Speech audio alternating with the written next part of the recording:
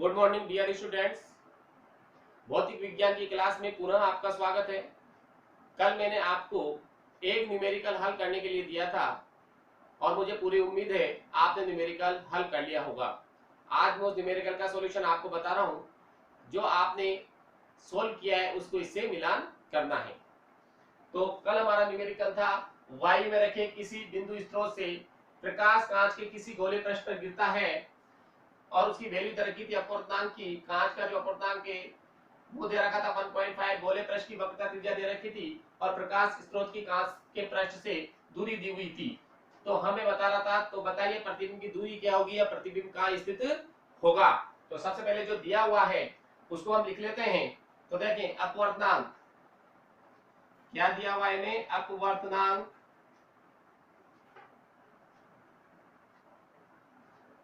n दे रखा था 1.5 और वक्रता त्रिज्या दे रखी है हमें, वक्रता त्रिज्या ये दी हुई है r बराबर 20 सेंटीमीटर और प्रकाश स्रोत की कांच के पृष्ठ से दूरी दे रखी है। तो ये प्रकाश स्रोत की कांच के पृष्ठ से दूरी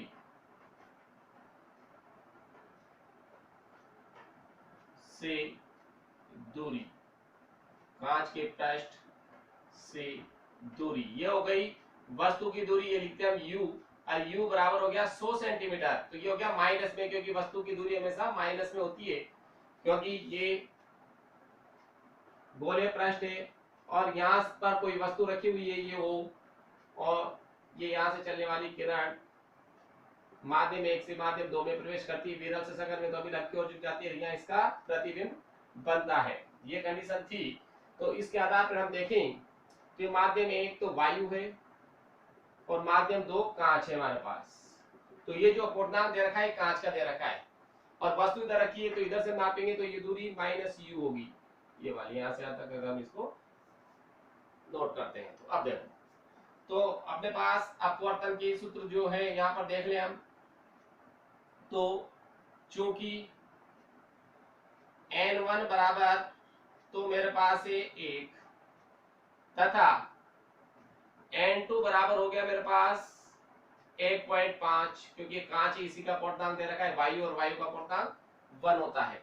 अगर ये फॉर्मूला नहीं लगाएं तो हम डायरेक्ट फॉर्मूला यूज कर सकते हैं। जब वायु से कांच में प्रवेश करती तो अपवर्तन के फॉर्मूला क्या होगा। तो देखो, तो डायरेक्टली लगा ले फॉर्मूला, n1 n2 रखने की हमें आवश्यकता भी नहीं पड़ेगी। तो देखो,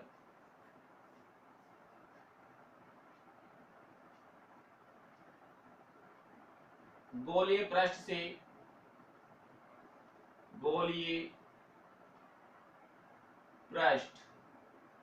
से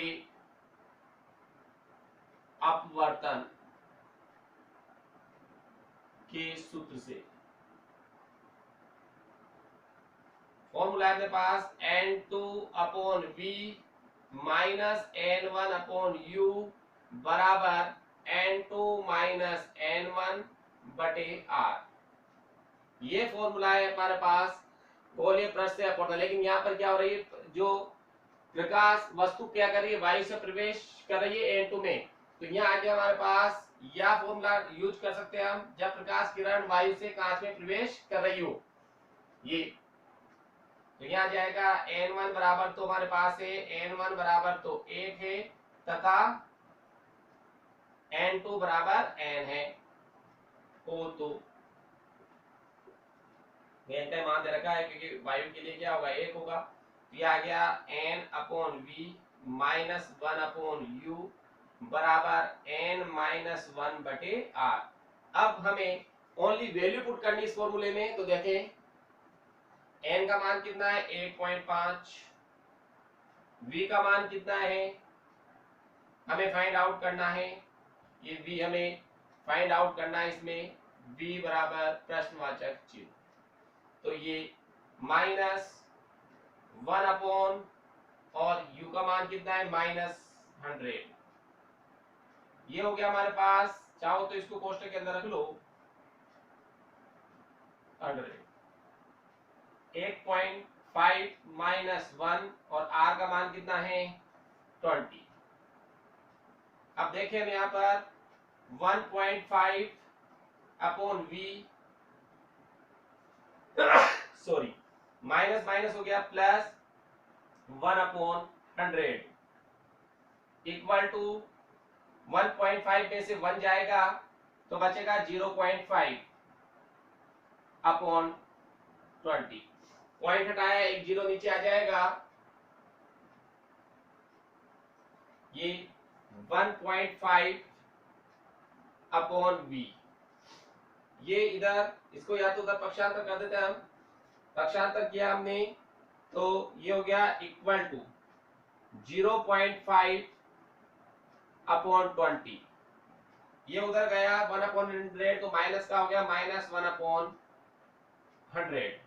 तो 1.5 upon v this is equal to, यहां पर एलसीएम ले लिया हमने 100, इसका भाग 20 का भाग 100 में 5 बार जाएगा, 5 को इससे गुणा किया तो 2.5, 5 को 0.5 से गुणा किया तो कितना आ गया 2.5 माइनस 100 को 100 से कैंसिल हो गया तो यहाँ बचा 1, तो ये आ गया 1.5 अपॉन v बराबर, यहाँ बचा 1.5 अपॉन 100, 1.5 से 1.5 कैंसिल तो 1 अपॉन v बराबर 1 अपॉन 100, तो v बराबर कितना आ गया 100 सेंटीमीटर। तो प्रतिबिंब क्या होगा 100 सेंटीमीटर की दूरी पर, और प्रतिबिंब क्या होगा पॉजिटिव रहेगी उसकी दूरी, क्योंकि क्या है इधर वस्तु रखी है तो प्रतिबिंब जो बन रहा है वो दूसरी ओर बन रहा है। तो आंसर क्या होगा हमारा, प्रतिबिंब की दूरी क्या होगी 100 सेंटीमीटर प्लस 100 सेंटीमीटर, या प्रतिबिंब कहां बनेगा 100 सेंटीमीटर की दूरी पर। ये हमारा कल का जो न्यूमेरिकल था उसका आंसर है। अब हम न्यू टॉपिक ले रहे हैं आज, पतले लेंस द्वारा अपवर्तन। कौन से लेंस के द्वारा, पतले लेंस के द्वारा अपवर्तन, जिसको हम लेंस मेकर सूत्र भी कहते हैं। तो देखो आज का न्यू टॉपिक है हमारा पतले लेंस द्वारा अपवर्तन।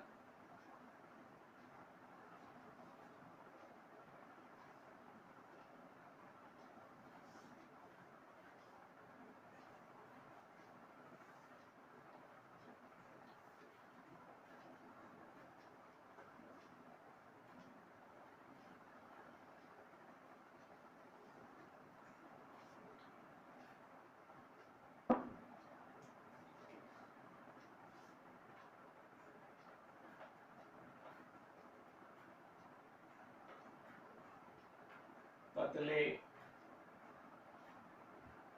लेंस द्वारा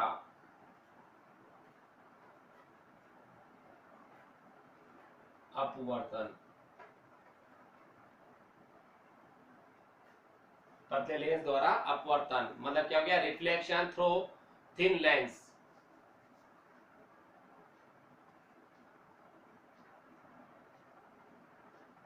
क्या हो जाएगा, रिफ्रैक्शन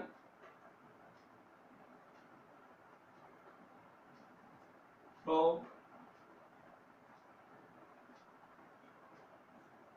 थिन लेंस, थिन मतलब पतला,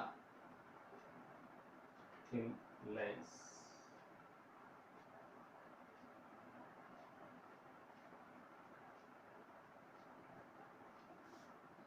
पतले लेंस द्वारा अपवर्तन, रिफ्रैक्शन थ्रू थिन लेंस। जो इससे जो फॉर्मूला निकलेगा वो लेंस मेकर सूत्र भी कहलाता है, the most important lens maker सूत्र। लेंस मेकर सूत्र के नाम से भी ये क्वेश्चन पूछा जाता है और मोस्ट इंपोर्टेंट है, ये पेपर में पुटअप होता रहता है क्वेश्चन। लेंस मेकर सूत्र क्या होता है उसके बारे में पूछता है, उसको डिराइव कीजिए, या पतले लेंस के द्वारा अपवर्तन के नाम से पूछ लेता है। तो सबसे पहले तो हमें पता हो कि पतला लेंस होता क्या है। जब तक पतला लेंस के बारे में हम नहीं जानेंगे तो हम डेरिवेशन नहीं कर सकते। पतला लेंस का मतलब ये हो गया ऐसे लेंस या ऐसा लेंस जिसकी मोटाई उसकी वक्रता त्रिज्या की तुलना में बहुत कम हो, मतलब जिसकी जो मोटाई है वो वक्रता त्रिज्या की तुलना में क्या हो, बहुत कम हो। तो ऐसे जो लेंस होते हैं वो पतले लेंस कहलाते हैं। मोटाई बहुत हो, मतलब जो वक्रता त्रिज्या की अपेक्षा क्या हो, नगण्य हो, बहुत कम हो, उसको हम बोलते हैं पतला लेंस। तो परिभाषा लिख सकते हैं, ऐसे लेंस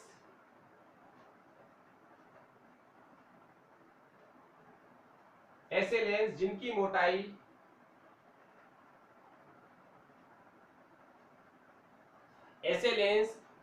मोटाई उनकी वक्रता त्रिज्या की तुलना में, ऐसे लेंस जिनकी मोटाई उनकी वक्रता त्रिज्या की तुलना में बहुत कम हो, ऐसे लेंस जिनकी मोटाई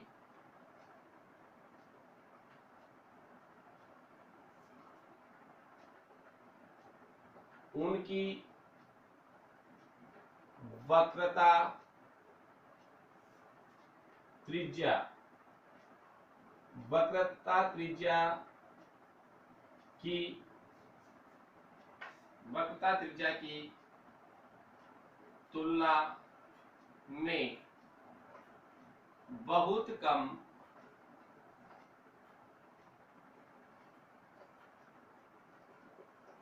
में बहुत कम होती है, पतले लेंस कहलाते हैं। ऐसे लेंस जिनकी मोटाई उनकी वक्रता त्रिज्या की तुलना में बहुत कम होती है क्या कहलाते हैं, पतले लेंस कहलाते हैं।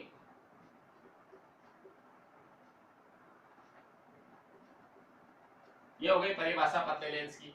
अब पतला लेंस के लिए हम डेरिवेशन पढ़ रहे हैं, तो सबसे पहले पतला लेंस बनाएं और उससे कैसे कैसे अपवर्तन होगा वो देखें, और फिर उसके लिए डेरिवेशन हम करेंगे। तो सबसे पहले हम पतला लेंस ले रहे हैं, ये हमारे पास पतला लेंस है,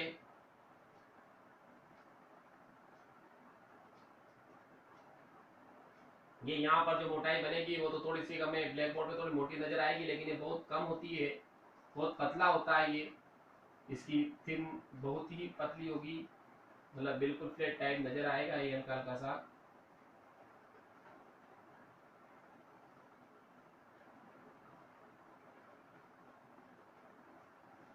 बहुत पतला लेंस है ये।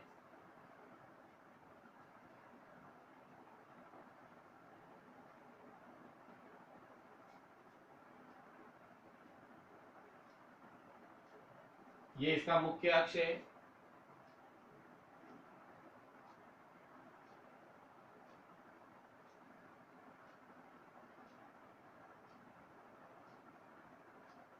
तो हम गौर करें तो इसकी वक्रता त्रिज्या बहुत बड़ा है, तो वक्रता त्रिज्या इतनी हुई और इसकी मोटाई क्या हुई, इतनी सी, इसकी तुलना में क्या है, बहुत नगण्य है। इस वजह से ऐसे लेंसों को क्या बोलते हैं हम, पतले लेंस कहते हैं। इसके दो पृष्ठ हो गए, एक्स वाई,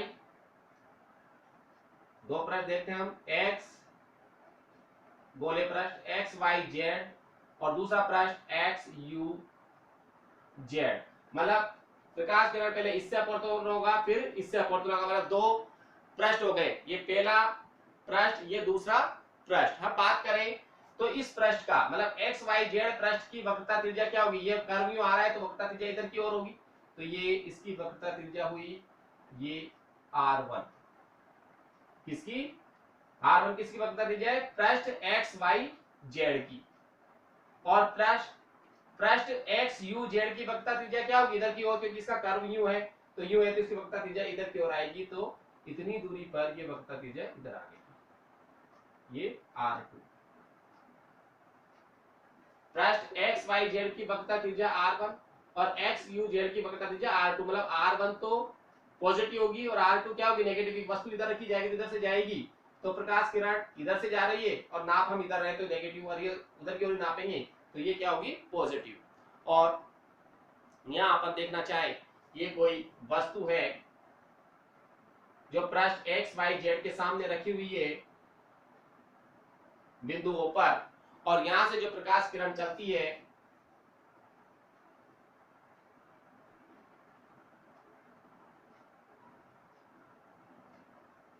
इसका क्या होता है, अपवर्तन होता है। कोई भी नामांकन हम दे दें, ये प्रकाश किरण चल रही है और यहां से इसका अपवर्तन होता है, और इसका जो अपवर्तन होने के बाद इसका जो प्रतिबिंब बनता है वो देखते हैं, यहां पर बनता है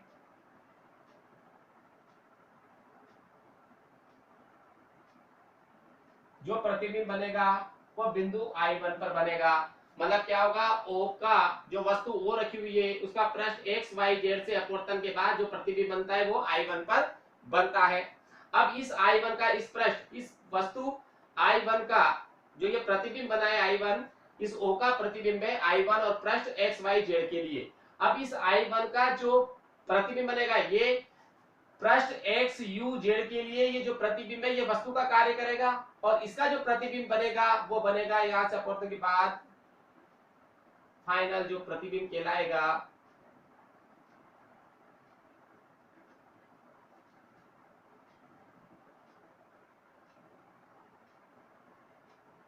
वो I पर बनेगा। तो मतलब क्या हो गया, इस वस्तु का जो अंतिम प्रतिबिंब बनेगा वो कहां बनेगा, I के ऊपर। कहां बनेगा, I पर। फाइनल प्रतिबिंब जो बनेगा वो कहां बनेगा, I पर। तो ये जो दूरी होगी यहां से लेकर इस दूरी को अगर हम नापे तो ये दूरी होगी, ये वस्तु की दूरी है, और ये जो दूरी होगी हमारे पास ये होगी माइनस यू। कितनी होगी, वस्तु की दूरी माइनस यू, इसके बीच में से हम इसको लेते हैं यहां से माइनस यू। और ये जो दूरी होगी ये V1 होगी, ये I1 तक की जो प्रतिबिंब बना है इसकी दूरी V1 रहेगी, और ये I की जो दूरी है ये फाइनल प्रतिबिंब बन रहा है इसकी दूरी V होगी, और ये वक्रता त्रिज्या R1 और R2 है इसे हमारे पास। वक्रता त्रिज्या होगी इसकी R1 और इसकी वक्रता त्रिज्या होगी R2, ये हमारे पास है। मतलब यहाँ पर अब हम बिंदु लें C1 ले लो, इसको ऐसा करो R1 की जगह क्या ले लो यहाँ पर C1, और इसको भी क्या ले लो तुम C2, इससे ही रहेगा C1 C2।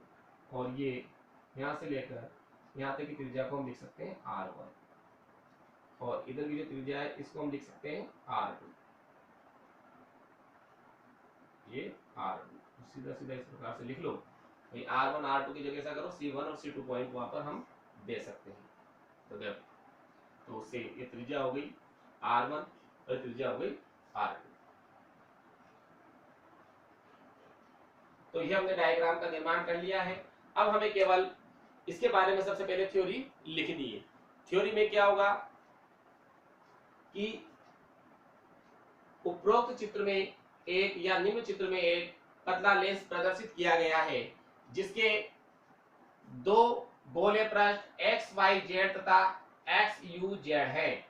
पृष्ठ x y z की वक्रता त्रिज्या प्लस R1 और या R1 तथा पृष्ठ x u z की वक्रता त्रिज्या R2 है।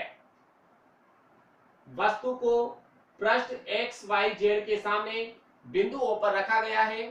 इस वस्तु का प्रतिबिंब पृष्ठ x y z से अपवर्तन के पश्चात बिंदु I1 पर बनता है। पृष्ठ x u z के लिए यह प्रतिबिंब I1 वस्तु का कार्य करता है तथा इसका अंतिम प्रतिबिंब बिंदु I पर बनता है। तो फाइनल जो प्रतिबिंब वो कहां बनेगा, I पर बनेगा। ये थ्योरी लिखनी है, फिर उसके बाद हमें डेरिवेशन स्टार्ट करना है। ये माध्यम हो गया, ये एयर है, तो ये माध्यम N1, ये इसके अंदर वाला जो माध्यम है वो N2, और ये वापिस N1। ये एयर है, ये माध्यम N1 से पहले किरण किसमें जाएगी, माध्यम N2 में प्रवेश करेगी, मतलब विरल माध्यम से सघन माध्यम में। हम सीधा सीधा देखें तो प्रकाश किरण पहले विरल माध्यम से सघन माध्यम में प्रवेश करेगी, मतलब माध्यम N1 से N2, फिर दूसरे में N2 से N1 में, इस प्रकार से चलेगी किरण।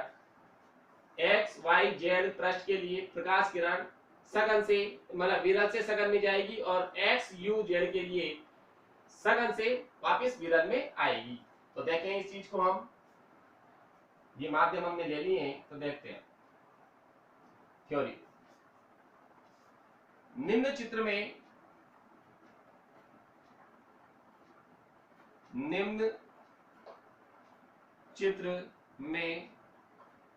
एक पतला लेंस प्रदर्शित किया गया है, प्रदर्शित किया गया है।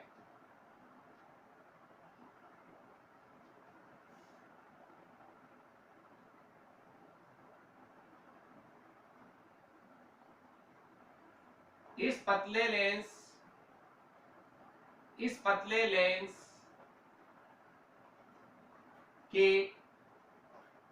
दो गोलीय पृष्ठ, गोलीय अपवर्तक पृष्ठ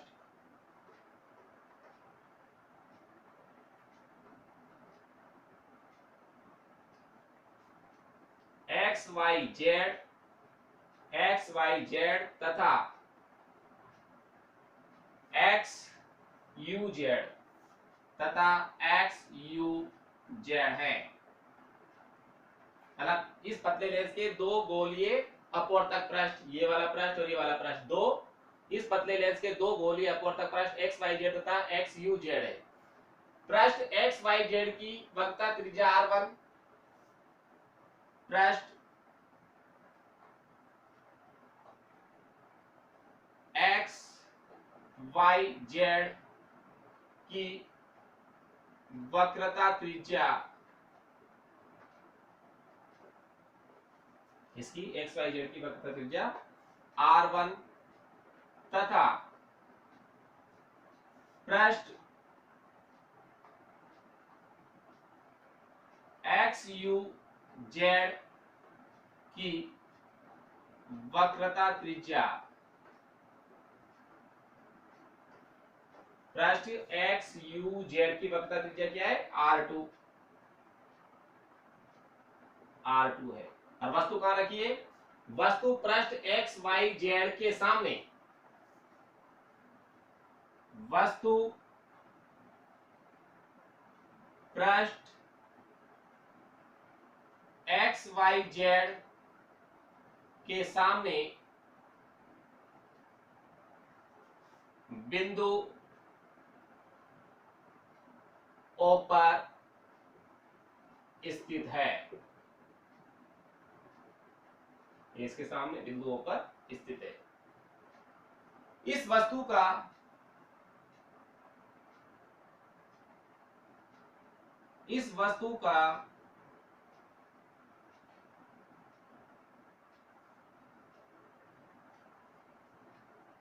का पृष्ठ एक्स वाई जेड से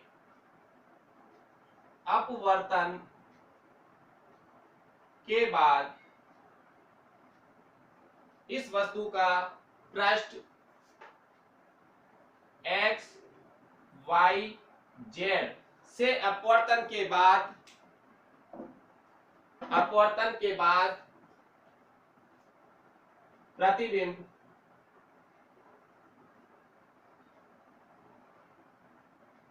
बिंदु I1 पर बनता है। मतलब जो ये वस्तु है, इसका पृष्ठ एक्स वाई जेड से अपवर्तन के बाद जो प्रतिबिंब है वो बिंदु I1 पर बनता है। यह प्रतिबिंब I1 जो ये प्रतिबिंब I1 है, ये पृष्ठ एक्स यू जेड के लिए बिंब का कार्य करता है। यह प्रतिबिंब I1 पृष्ठ एक्स यू जेड, मतलब इस वाले पृष्ठ के लिए एक्स यू जेड के लिए वस्तु का कार्य करता है।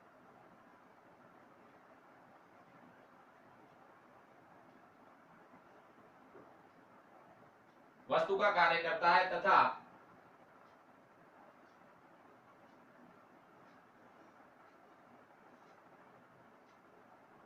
तथा इस पृष्ठ अपवर्तन के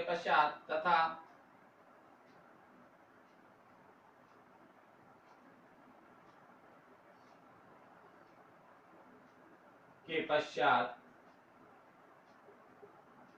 इसका अंतिम प्रतिबिंब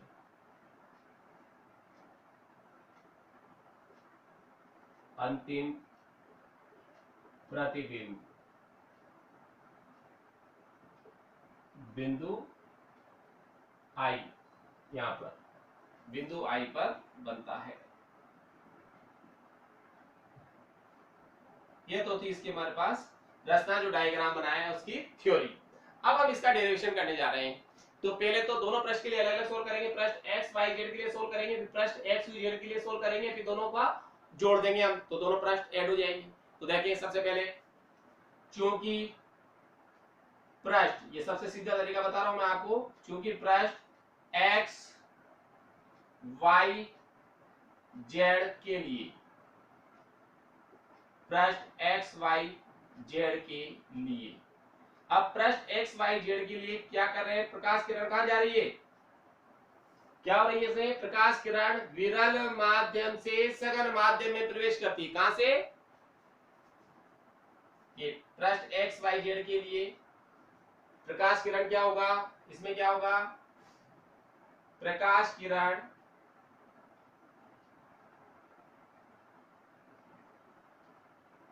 विरल माध्यम से, विरल माध्यम से सघन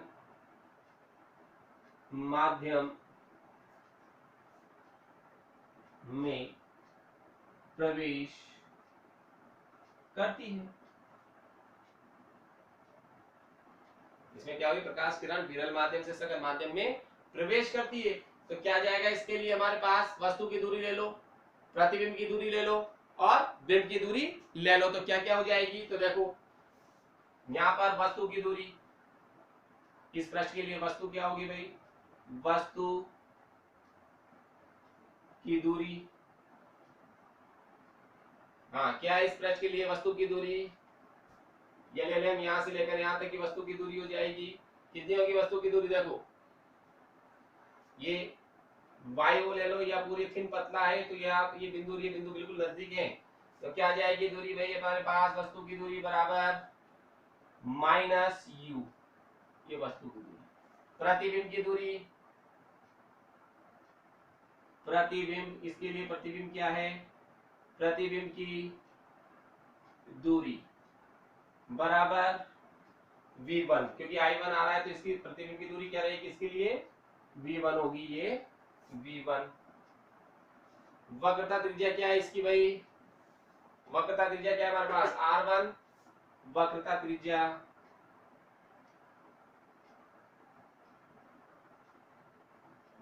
त्रिज्या बराबर r1।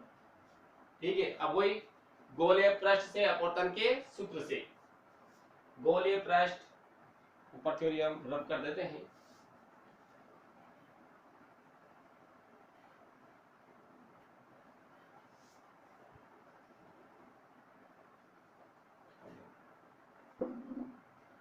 गोलीय पृष्ठ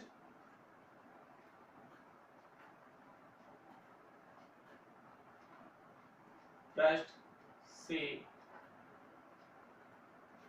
अपवर्तन के सूत्र से,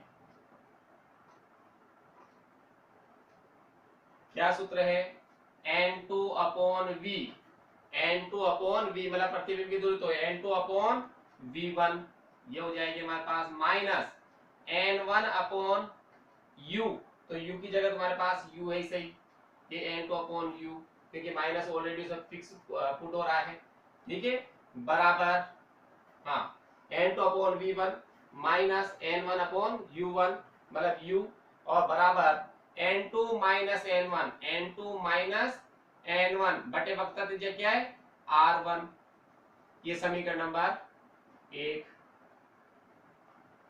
माइनस u पुट मत कर देना, क्योंकि अपने पास ऑलरेडी वो जो है वस्तु की दूरी वो माइनस नहीं थी पहले जो डेरिवेशन करते समय, इसलिए ये माइनस माइनस प्लस मत कर देना, यहाँ पर चाहो तो u लिख लो, ठीक है, क्योंकि फॉर्मूले में ऑलरेडी माइनस आ रहा था, क्योंकि वो भी डेरिवेशन ही था।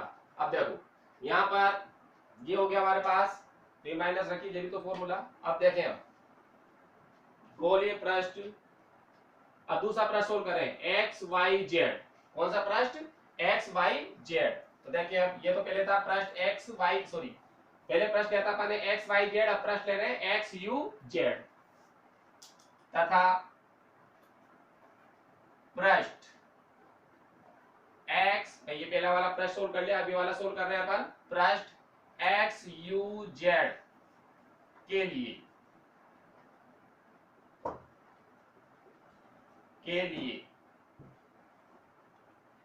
अब इसके लिए वही n2 से n1 आ रहा है तो माध्यम चेंज हो गया इसमें। तो देखिए अब क्या जाएगा, वस्तु की दूरी, सबसे पहले वस्तु की दूरी लिखें, वस्तु की दूरी बराबर, वस्तु क्या है यहाँ पर हमारे पास, जो ये I1 जो था ये वस्तु का कार्य करेगा तो V1 क्या होगी, वस्तु की दूरी होगी, तो दूरी बराबर V1। ठीक है, यहाँ पर आ जाए हम, वस्तु की दूरी हो गई। अब यह देखें प्रतिबिंब की दूरी,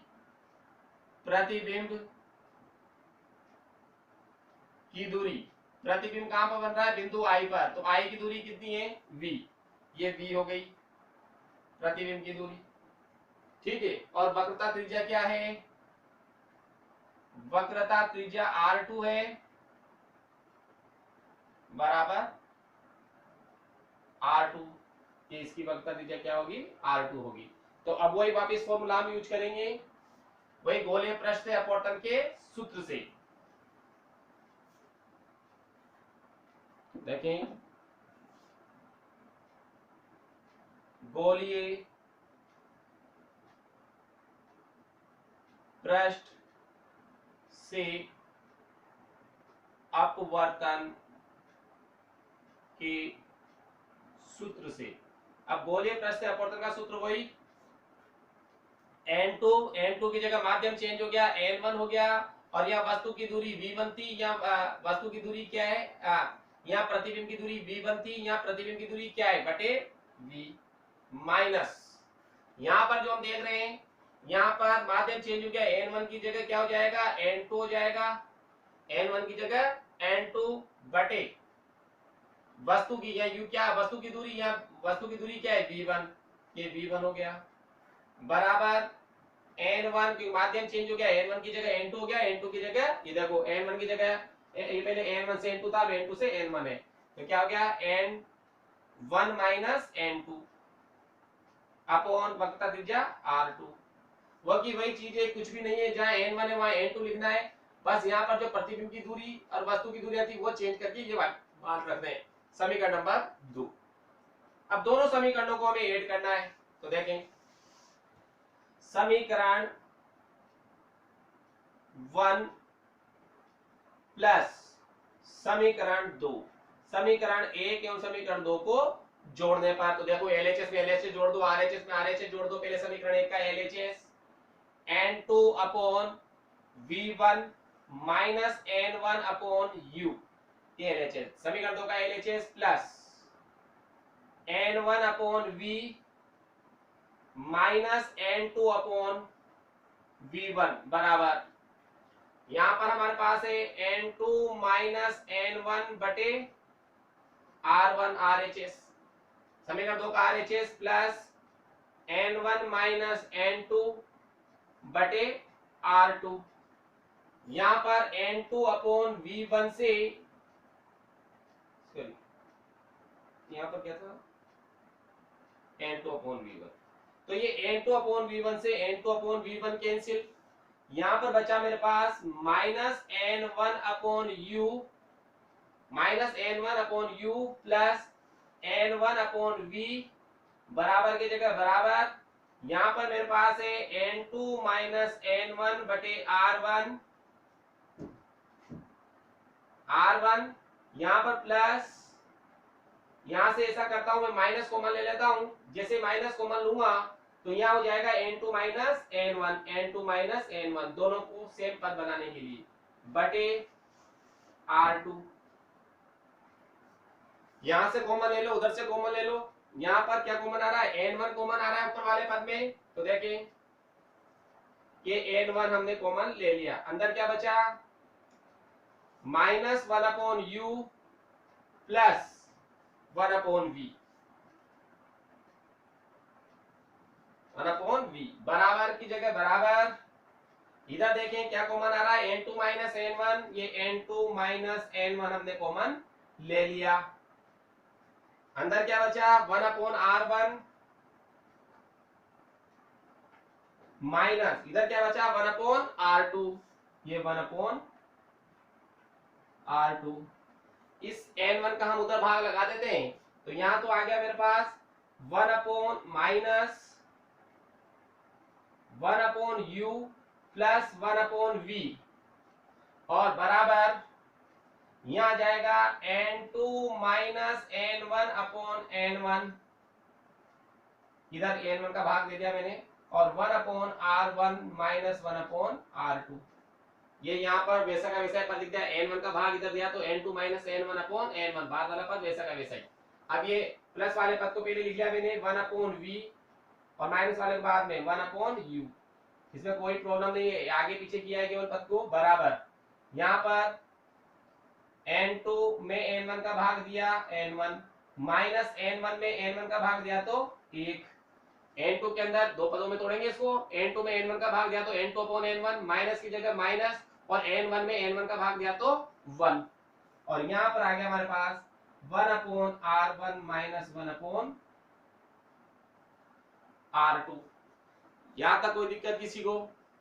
ये इक्वेशन डाल दे, कौन सी इक्वेशन आ गई है, कोई भी इक्वेशन डाल दो, इक्वेशन नंबर 5 लगा दो, या कोई भी एनी वन इक्वेशन लगा दे हम। ये इक्वेशन नंबर कितनी आ गई हमारे पास, कितनी आ गई, 1 2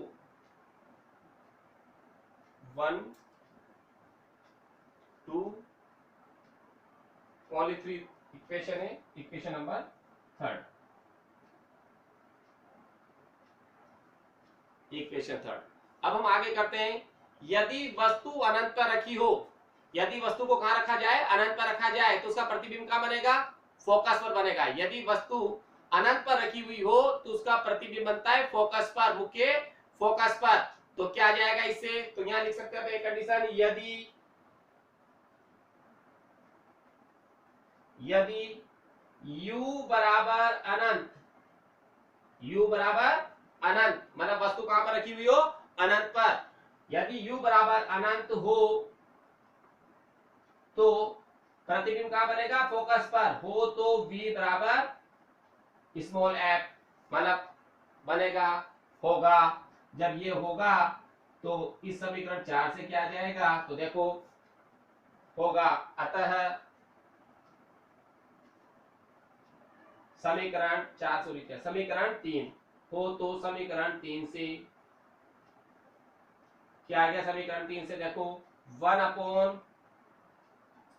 v की जगह तो रख दिया मैंने f, माइनस 1/u की जगह रख दिया मैंने अनंत, बराबर n2/n1 माइनस 1, और यहां पर रख दिया मैंने 1/r1 माइनस 1/r2। इस पद को हम आगे सोल्व करें, मोस्ट इंपोर्टेंट डेरिवेशन है।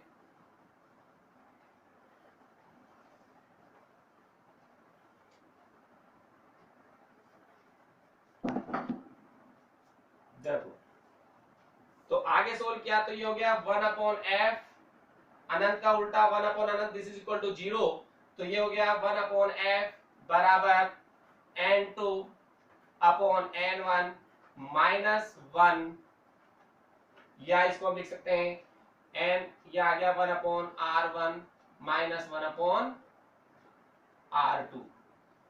ठीक है, इस समीकरण हमारे पास 4 आ जाएगी, या इसको ऐसे भी लिख सकते हैं अपन 1/f बराबर n2/n1 को हम क्या लिख सकते हैं n, क्योंकि प्रकाश किरण यदि अपूर्णांक दे रखा हो डायरेक्ट तो n माइनस 1 और 1/r1 माइनस 1/r2, यही कहलाता है लेंस मेकर सूत्र। क्या कहलाता है ये, लेंस मेकर सूत्र। कौन सा सूत्र, लेंस मेकर सूत्र। ये समीकरण ले लिया हमने, इन दोनों पे समीकरण कॉमन ही समीकरण लगा दो, समीकरण नंबर 4, समीकरण नंबर 4, n2/n1 और n2/n1 किसके बराबर होता है, n21, अपन जानते हैं n21 this equal to n2/n1, तो n लिखा जा सकता है। तो समीकरण 4 के कहलाती है लेंस मेकर सूत्र कहलाता है। तो समीकरण 4 लेंस मेकर सूत्र कहलाता है। और अगली जो समीकरण है, अगर आप आगे इसको आगे सोल्व करें अपन समीकरण 3 और समीकरण 4 को सोल्व करें तो क्या आ जाएगा। देखिए ये समीकरण में समीकरण देख लो तो देखो समीकरण 4 लेंस मेकर सूत्र कहलाता है। जो समीकरण 4 है क्या कहलाती है, लेंस मेकर सूत्र is the most important. Paper में पतले लेंस न देकर लेंस मेकर सूत्र के नाम से भी क्वेश्चन पूछता है, लेंस मेकर सूत्र कहलाता है। अब हमें तो पतले लेंस का फॉर्मूला निकालना है जो लेंस का होता है, तो देखते हैं हम आगे। फ्रॉम या डायरेक्ट लो समीकरण 3 एवं समीकरण 4 से, समीकरण 3 और 4 से। समीकरण 3 में देखिए ये RHS और समीकरण 4 का RHS बराबर है तो LHS भी बराबर होंगे। जब समीकरण 3 और 4 के RHS बराबर है तो LHS भी बराबर होंगे। तो इसका LHS है 1/f और समीकरण नंबर 3 का LHS है 1/v माइनस 1/u और यही लेंस सूत्र कहलाता है। क्या कहलाता है, लेंस सूत्र में 10th क्लास में पढ़ा होगा इसको, समीकरण नंबर 5। तो समीकरण 5 ही पतले लेंस के अपवर्तन का सूत्र कहलाता है। समीकरण 5 पतले लेंस, समीकरण 5 पतले लेंस से अपवर्तन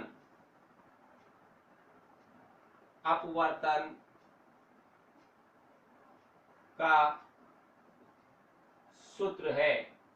तो समीकरण 4 जो है, जो इक्वेशन नंबर 4 है वो तो लेंस मेकर सूत्र कहलाता है और जो समीकरण नंबर 5 है वो पतले लेंस से अपवर्तन का सूत्र है। कितनी बार न्यूमेरिकल आते हैं तो लेंस मेकर के सूत्र के लिए पूछता है। अभी मैं न्यूमेरिकल कराऊंगा, उस न्यूमेरिकल को देख के अभी स्पष्ट हो जाएगा कि इस फॉर्मूले का अपन न्यूमेरिकल करेंगे।